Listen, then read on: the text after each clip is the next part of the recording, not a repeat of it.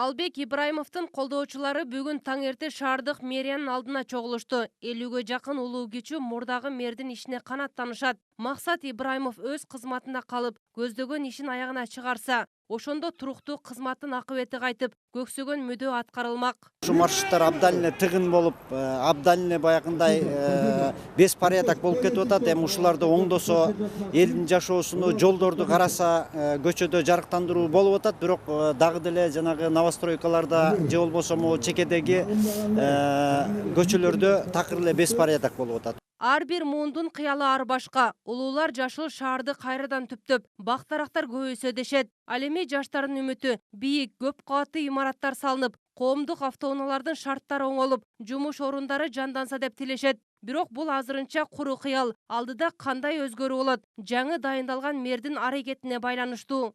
Көп кабат үйлөр салыныш керек. Мисалы, канчалаган элдер мисалы үйгө жетпей жүрөт. Ошентип Бишкек шаарынын мэрлигине талапкерлерди шайлоо жарыяны башталды. Катары менен шаардык кеңештин депутаттары өз добуштарын берип, урунанын ичи бюллетенге толду. Жыйынтыгында 12 добуш менен Өнүгүү Прогресс партиясынан көрсөтүлгөн Нурдин Абдылдаев артта калды. Айтор депутаттардын колдоосуна Албек Ибраимов татып, кайрадан Бишкек шаарынын мэри болуп дайындалды. Мы это принимаем это решение. Очень жаль, что это было сделано под каким-то давлением. Но я желаю вам успехов. Спасибо. Спасибо. Вам удачи. Эки депутат баягы өздөрүнүн бир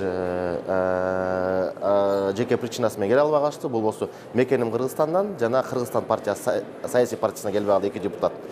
Бирок шайлоо процессине катышканда баягы шайлоо өттү дегенде бул 30тан кем эмес депутат катыш керек. Барыңыздар көрүңүздөр, 43 депутат катышты. Анын ичинен азыркы мэр Ибраимов Албек Сабырбек 29 добуш менен утуп кетти. Ушул жылы Бишкекте жолдор 2 фазада салынат. Ага 49 көчө кирип, болжолдуу узундугу 83 чакырымга жетет. Мындан сырткары эстакадалык көпүрлөр курулуп, көчөлөрдө жол тыгыны азаят. Бул Кытайдан келген гранттын негизинде ишке ашып, көйгөйдү чечүүгө ишеним бар. Кубандырганы жаңы конуштарда да чоң жолдор менен катар тротуарлар түшөт. Бул мэр Албек Ибраимовдун элге берген убадасы.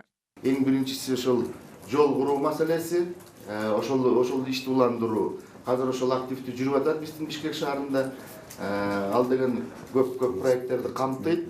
Андан тышкары тазалык маселеси, парковка маселеси, жашылдандыруу маселеси, и социальный сферадагы ошол көп школ, анан больница, анан жанагындай социальный вопростор чечкенге ошондой чоң бир багыты бар.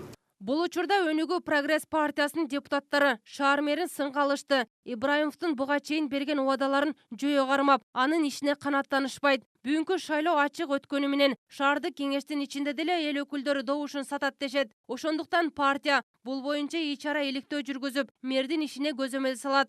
Биз жыйынтык менен макул эмеспиз.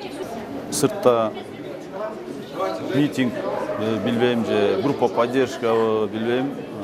Биз шаардык кеңеште эң азчылык оппозицияда биз Өнүгүү Прогресс фракциясы 8 гана депутатбыз. Агын биздин кандидатка шарт түзүп, өзүнүн программаларын кеңири айтып, ошол эле талапкер Ибраимов Албек Сабырбековичке биз өзүнүн суроолорубузду прессанын алдында биз бергенибизде, мен ойлойм, жыйынтык дагы башкачараак болмок. Бүгүнкү Мун Ибраимовду Бразилиянын 1971 жылы шайланган мэри Жайма Лернерден үлгү алса дешет. Анткени ал аз убакыттын ичинде тамтыгы кеткен шаарды жашылдандырып, тургундар үчүн коомдук транспортту акысыз кылганга жетишкен. Эгер тажрыйбаны колдонуп, ишке ашырса, бишкектиктер мэрдин иши тарых барактарында таасың каларына ишенишет. Зара Бакаева, Жээнбек Сагыналиев, Ынтымак, Бишкек.